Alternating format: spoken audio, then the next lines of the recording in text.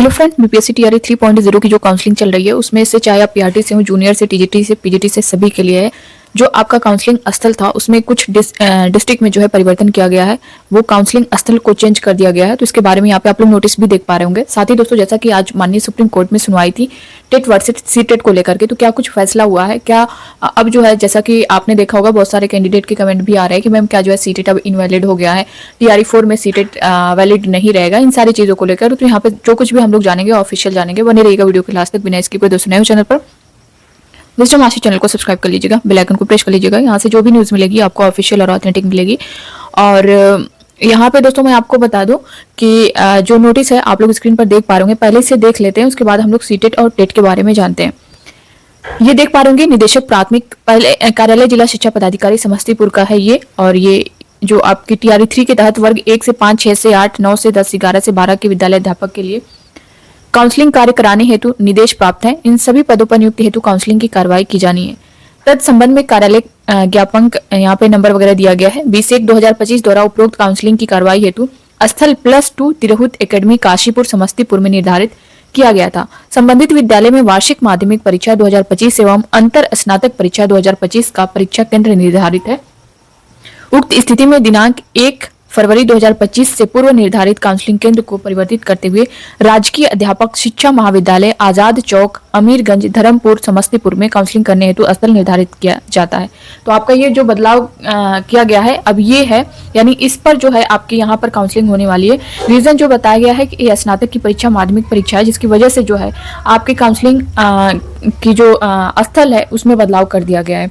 तो इसके बारे में आप देख सकते हैं आपकी जो काउंसलिंग है यहाँ पे होने वाली है समस्तीपुर वालों की, जिनका भी डिस्ट्रिक्ट समस्तीपुर जो है अलॉट हुआ होगा। दूसरी चीज दोस्तों, जो आपके टेट सीटेट को लेकर के जो मामला माननीय सुप्रीम कोर्ट था उसका आज जो फैसला आया है, उसकी अगर बात करें तो जो जजमेंट की कॉपी है अभी जो है जारी नहीं हुई है, मगर हो सकता है कल तक जारी हो जाए।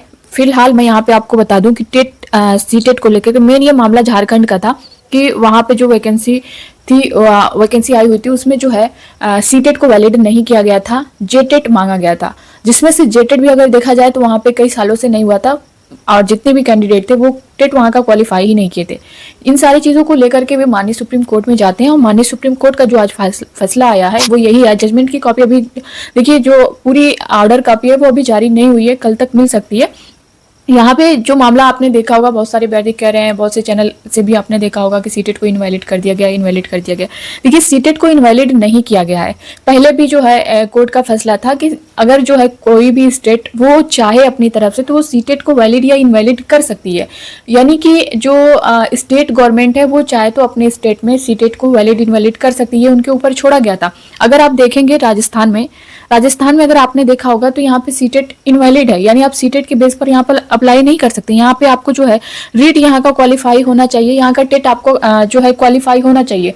राजस्थान का जो टेट है वो आपको क्वालिफाई होना चाहिए, तभी जो है आप आपकी जो वैकेंसी है उसमें अप्लाई कर सकते हैं। वहीं अगर मध्य प्रदेश में अगर आप देखेंगे तो मध्य प्रदेश में भी जो एमपी टेट होता है, यानी वहाँ का जो टेट होता है उसको आप जब क्वालिफाई करेंगे तब किसी वैकेंसी में आप अप्लाई, किसी भर्ती में आप अप्लाई कर सकते हैं, वरना सीटेट के बेस पर अगर आप अदर स्टेट के हैं तो नहीं अप्लाई कर पाएंगे। तो वही चीजें वहां पे झारखंड में भी देखने को मिली है। यानी अगर आप झारखंड के हैं या अदर स्टेट के हैं, आपका जेटेट क्वालिफाई है तो आप उस भर्ती में बैठ सकते हैं, आप उसे अप्लाई कर सकते हैं। अब यहाँ पे जैसा कि आपके सामने बिहार का है, बिहार में अगर आप देखेंगे तो यहाँ पे सीटेट के बेस पर आप अप्लाई कर सकते थे, जैसे टीआरई 1 में हुआ है, 2 में हुआ है, 3 में हुआ है। और वहीं यूपी में भी अगर हम देखें तो यहाँ पे भी सीटेट वैलिड है।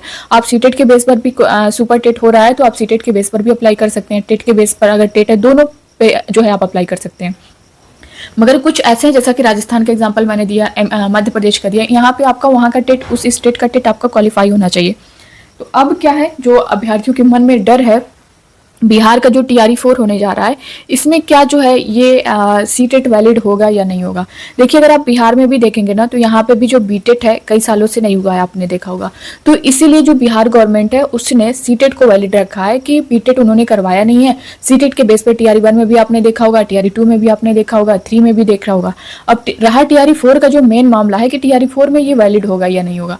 देखिए, जो माननीय सुप्रीम कोर्ट का फैसला है, इन्होंने ऐसा नहीं बोला है कि सीटेट को जो जो है हर स्टेट में वैलिड इनवैलिड कर दिया गया है, ऐसा कुछ नहीं है।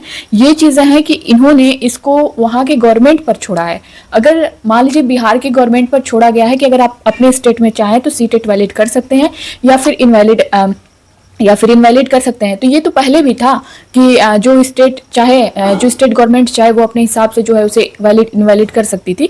तो ये मामला अभी भी वही चीज़ें हैं आपको देखने को मिल रही हैं, यानी जो मामला आया हुआ है इसको लेकर के। हाँ, ये है कि माननीय सुप्रीम कोर्ट की तरफ से ये भी बोला गया है कि अगर आप कोई वैकेंसी दे रहे हैं, कोई भर्ती करवा रहे हैं, तो उससे पहले आपको टेट कराना अनिवार्य होगा।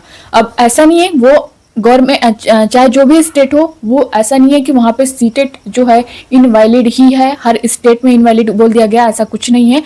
स्टेट गवर्नमेंट चाहे तो वो वैलिड या इनवैलिड कर सकती है। और बिहार में अगर मेन बात करें, बिहार के लिए बहुत सारे अभ्यर्थियों के कमेंट आ रहे थे, तो बिहार में अभी ऐसा कुछ भी नहीं है, वहाँ पे सीटेट वैलिड है। वहाँ की गवर्नमेंट, ये पहले भी रूल था कि अगर आप जो है चाहे तो वैलिड इनवैलिड कर सकते हैं, तो इससे पहले भी बिहार की गवर्नमेंट ने नहीं किया है, सीटेट को वैलिड माना है। यूपी में भी आप देखेंगे तो यूपी में भी सीटेट को वैलिड माना गया है। तो ये सारी चीज़ें हैं। बाकी जो चीज़ें हैं दोस्तों, कल तक सारी क्लियर हो जाएंगी। जो कॉपी जजमेंट की कॉपी, ऑर्डर कॉपी है, वो पूरी आ जाएगी, तो सारी चीज़ें और बेहतर तरीके से क्लियर हो जाएंगी। फिलहाल आपको डरने की कोई ज़रूरत नहीं है। सीटेट का वही, इससे पहले भी जैसा कि मैंने बताया कि राजस्थान में ऐसा है, मध्य प्रदेश में ऐसा है, तो ये सारी चीज़ें ऐसी हैं। अगर मान लीजिए TRE-4 होगा, तो मान लीजिए इन केस वैसे होगा नहीं, 100% श्योर है कि नहीं होगा कि सीटेट इनवैलिड कर दिया जाए। अगर मान लीजिए एक तरह से अगर इनवैलिड भी किया जाएगा, तो फिर बीटेट आपका करवाया ही जाएगा। तो ये सारी चीज़ें हैं, बाकी सब कुछ कल क्लियर हो जाएगा। मिलते हैं दोस्तों नेक्स्ट वीडियो में नई अपडेट के साथ। तब तक के लिए बाय बाय, टेक केयर। और इस तरह की जो न्यूज़ है, नोटिस आपको पाने के लिए PDF है, तो आप लोग टेलीग्राम चैनल से जुड़ जाइएगा। उसकी लिंक जो है मैंने डिस्क्रिप्शन बॉक्स में दे रखी है, वहाँ से जो भी PDF है आपको मिल जाएगी। Thank you.